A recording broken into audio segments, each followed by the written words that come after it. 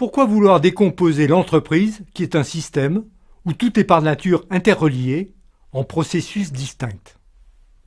Toute entreprise poursuit une finalité dans le cadre de sa mission et de son rêve réaliste, sa vision. Elle veut par exemple devenir la deuxième en Europe dans son domaine dans les 5 ans. Pour ce faire, il faut bien qu'elle conçoive les bons produits-services, qu'elle les produise, qu'elle les commercialise, qu'elle les délivre, qu'elle gère son potentiel humain, etc. Il est bien de pouvoir nommer et manager ces sous-finalités, indispensables à la performance globale de l'organisation. Chacun de ces mécanismes, le plus souvent interfonctionnels, ce sont les processus de l'organisation. Une première méthode est une analyse systémique de l'organisation. Mais si je suis par exemple directeur marketing ou pilote du processus commercialisé, mes processus à manager sont alors par exemple constituer l'offre, gérer les campagnes de pub, segmenter les clients, analyser les marchés, gérer les contacts. On voit donc que la liste totale des processus peut être très importante. À chaque niveau de responsabilité, chaque niveau peut avoir ses processus à manager. Les listes de processus sont alors un peu comme des poupées russes. Une autre bonne règle à savoir est que le nombre de processus à un certain niveau de management doit être si possible supérieur à 15, parce que si c'est inférieur à 15, on aura beaucoup de mal à arbitrer pour savoir qu'est-ce qui est plus important que quoi, et si possible inférieur à 40, parce qu'au-delà de 40, c'est très difficile à manager.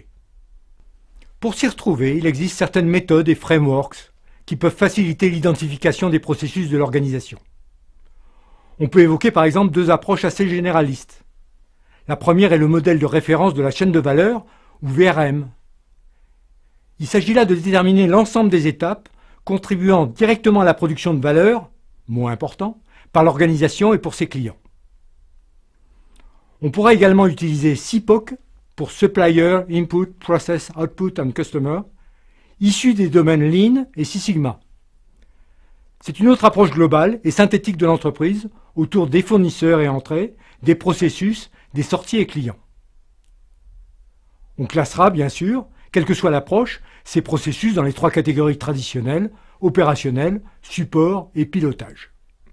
On peut ainsi mener cette réflexion systémique soit en partant de rien, soit en s'appuyant sur des cadres de référence ou frameworks. Bien évidemment, toute entreprise, même si elle ne les a pas nommés, fonctionne déjà sur la base de processus.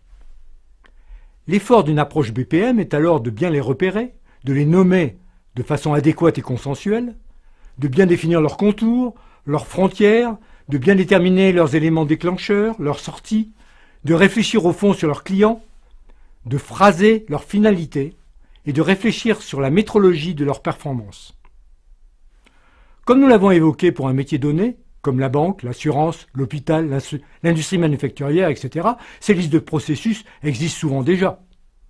On peut utiliser des modèles spécifiques pour des secteurs donnés, comme par exemple SCORE pour la logistique, ITOM pour les télécommunications ou Accor pour les assurances.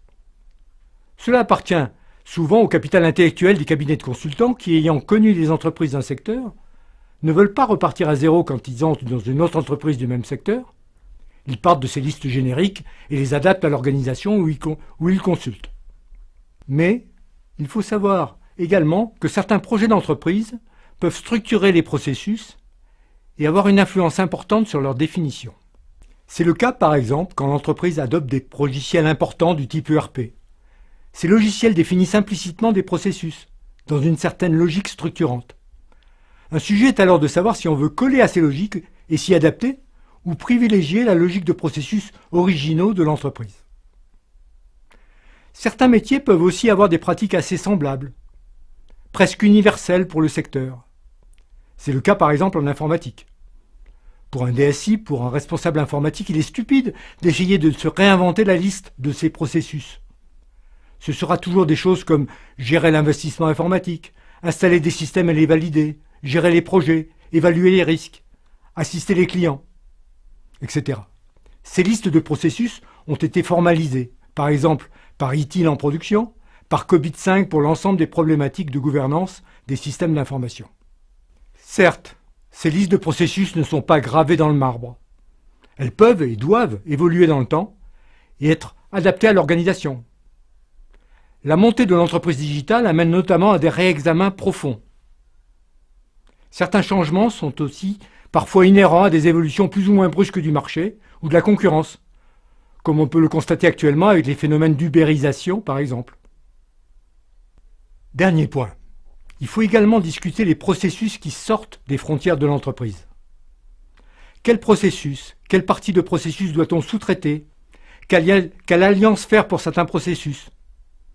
Une réflexion additionnelle devra être menée sur l'entreprise étendue, les processus étendus, ceux qui sont partagés, sous-traités ou coopératifs avec des processus d'autres organisations, sous-traitants, fournisseurs, partenaires, etc. C'est un nouveau champ qu'il va falloir étudier.